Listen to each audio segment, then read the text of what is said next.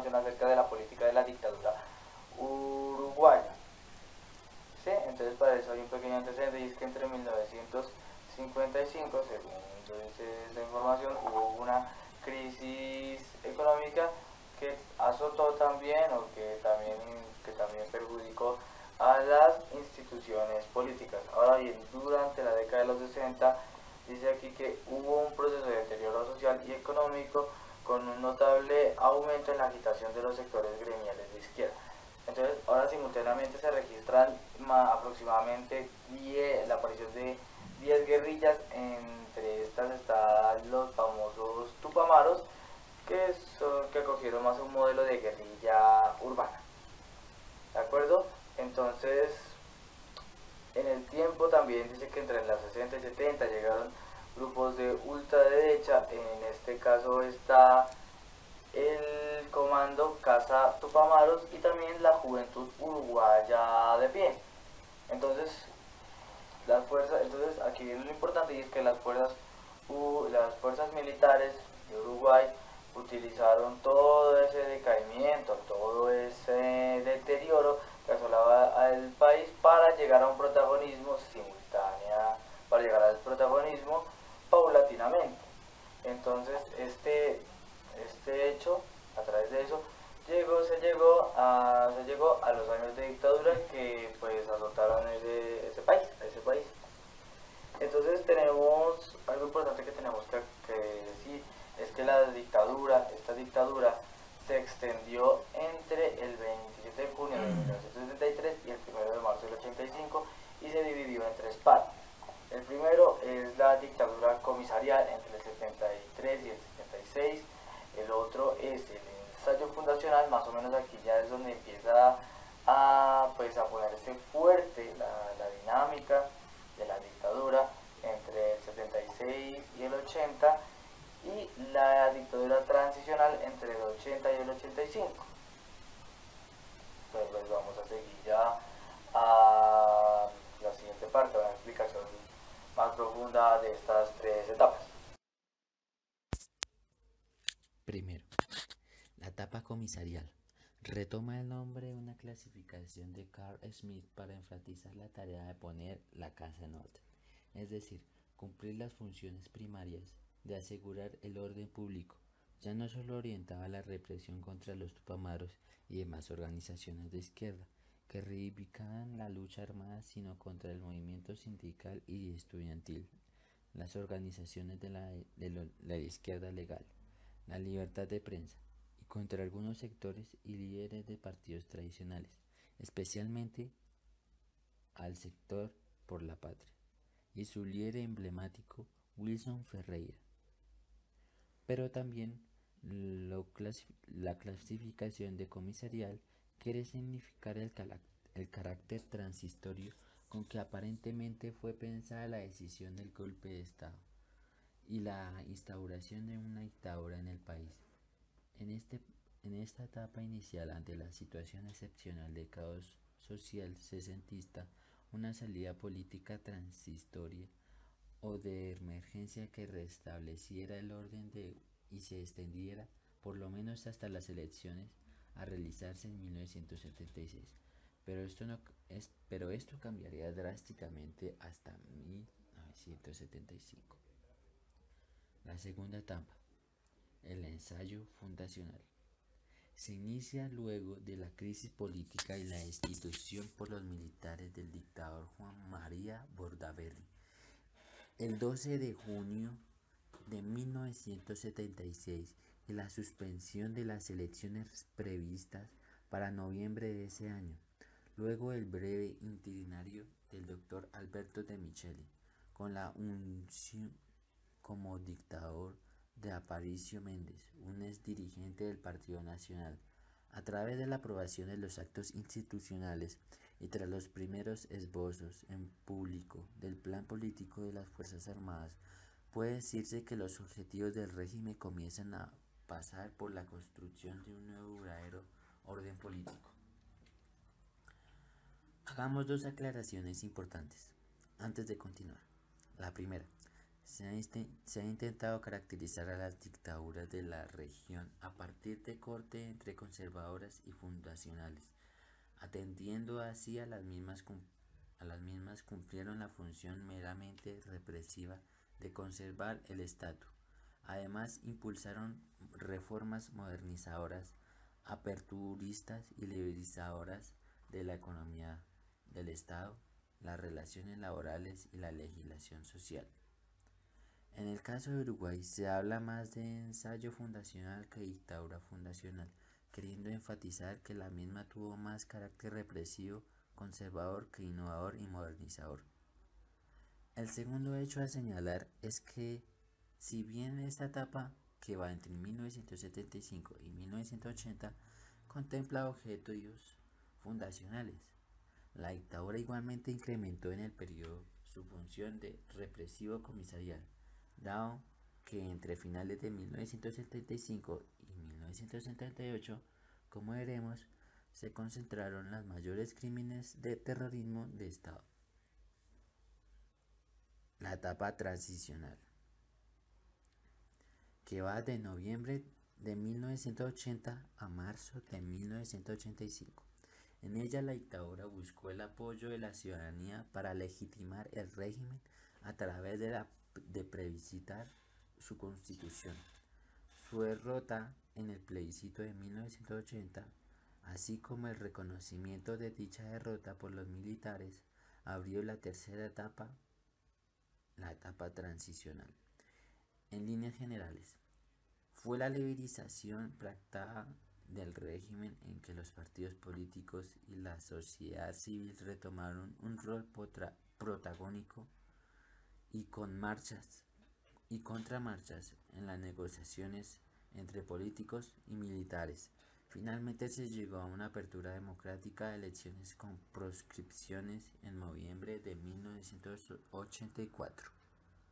Como régimen político estatal, la nueva institucionalidad, juridicidad y búsqueda de la legitimidad del régimen.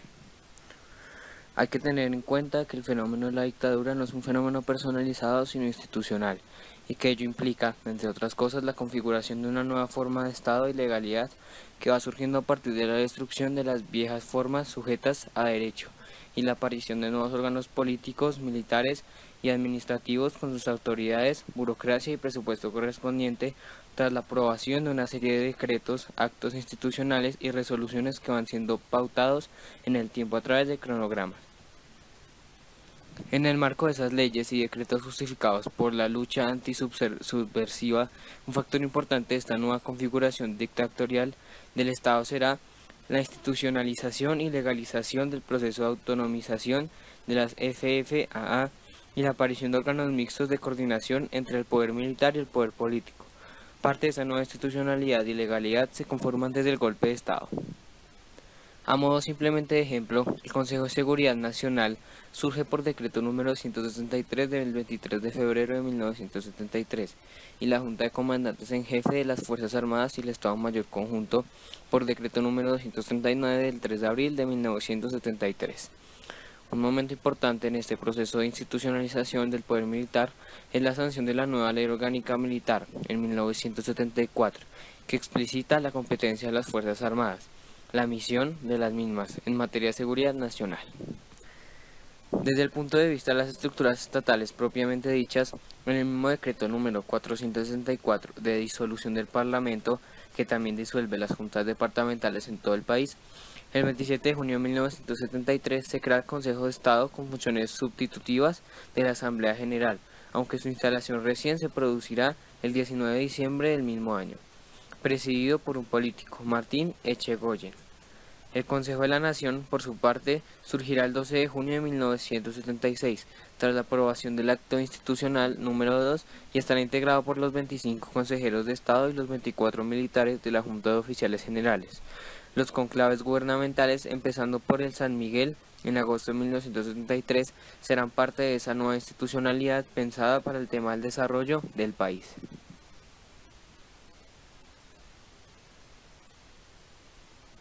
Bueno, seguimos con la siguiente parte de la política del sistema o de la dictadura uruguaya Entonces acá tenemos que entre el año de 1976 y 1984 se aprobaron un total de 20 actos institucionales que van fuertemente modificando y creando una nueva institucionalidad. Desde el funcionamiento del Poder Ejecutivo, o digamos la suspensión de derechos políticos a varios de ellos, a varios políticos, la forma también en que el Estado reconoce el tema de los derechos humanos, la intervención de la Corte Electoral, la amovilidad de los funcionarios públicos, la reforma de la seguridad social, la eliminación de la independencia del Poder Judicial, el hecho de que la Suprema Corte de Justicia baja a ser simplemente Corte de Justicia, y la creación del Ministerio de Justicia, entre otras grandes modificaciones. Bien, ahora seguimos con lo que es algunos órganos presentes en la dictadura de Uruguay. ¿Sí? Voy a primero mencionarles un pequeño detalle, y es que el mismo día en que oficialmente se inició la dictadura, con un discurso de Juan María Bodaberry, este mismo decretó la disolución de las cámaras de senadores y diputados para dar lugar a un Consejo de Estado con el cual se pretendió suplir las funciones de Asamblea General, es decir, que debía controlar la gestión del Ejecutivo en lo referente al respeto de los derechos individuales y elaborar finalmente un proyecto de reforma constitucional. ¿Sí? Entonces, también tenemos que tenemos al presidente, el cual era controlado por el Consejo de la Nación. El Consejo de la Nación, por otro lado, se constituye como la cúpula del régimen. Es aquel que guía el Consejo de Estado y muestra el carácter civil militar del gobierno. Desde este órgano se eligen las autoridades y se controla el Poder Ejecutivo y al Consejo de Estado. En lo que respecta a las funciones legislativas arrogadas, el Poder Ejecutivo se faculta a realizar propuestas legislativas presentes al Consejo de Estado a nivel de la organización municipal, de los servicios desarrollados, el registro cívico y electoral, sobre el régimen de función pública y en lo relativo a gastos e inversiones de administración. En otras palabras, se establece un proceso formal para que el Poder Ejecutivo se controle a sí mismo. Ahora bien, teniendo que el Consejo de Estado era el encargado de redactar el proyecto constitucional y que dicho órgano era de composición civil, el hecho de que la aprobación del texto final debía ser ratificada por el Consejo de la Nación dejaba en manos de las Fuerzas Armadas la decisión final sobre el mismo. Ahora, seguido con el Poder Judicial, vemos dos momentos. En el primero se da la creación del Ministerio de Justicia de acuerdo al acto institucional número 3, al cual se le adjudica el relacionamiento entre el Poder Ejecutivo y el Poder Judicial y demás entidades jurisdiccionales excepto la militar. El mismo va a comenzar a funcionar ya en enero de 1997, y bueno, y como tal, de acuerdo al acto institucional número 8, se encargará de las relaciones administrativas entre el Poder Ejecutivo y las entidades jurisdiccionales excepto la militar, la garantía de la soberanía e independencia de la actividad jurisdiccional y la planificación administrativa de las entidades que queden a su cargo. La institución, ahora, como segunda parte, la sustitución íntegra de la sección 15 de la Constitución. Con ello, esto va a llevar a que el Poder Judicial pierda su carácter como tal y con ello su independencia, quedando supeditado al Ejecutivo, el cual asume para sí la potestad de designar, trasladar y promover magistrados y funcionarios. Ahora bien, otro aspecto importante a mencionar acá es que la Suprema Corte de Justicia pasa a ser solo Corte de Justicia, como ya habíamos mencionado anteriormente, y sus funciones como máximo órgano pasan al Ejecutivo, quedando en la misma solo potestades propositivas y administrativas. Lógicamente, en esta situación, las funciones de venidas de magistrados que le correspondían al Poder Legislativo quedan también disueltas, así como la justicia administrativa y su función de contralor del actuar burocrático. De algunos de los organismos descentralizados de la Administración Central, debemos señalar la intervención de la Corte Electoral, la Oficina Nacional Electoral y las juntas electorales departamentales mediante el acto institucional número 6. Para la Corte Electoral se mantiene lo dispuesto en los artículos 322 y 323 de la anterior Constitución, en los que se definen sus facultades y temas presupuestales. Se establece además que dicho órgano se constituirá con 3 personas de notoria afiliación a los 2 partidos tradicionales, los cuales tomarán las decisiones por acuerdo. Se encarga a su vez a la dirección de la Oficina Nacional Electoral preparar una propuesta de depuración del registro cívico nacional, así como una propuesta del mecanismo del voto ajustada a las exigencias de la realidad actual.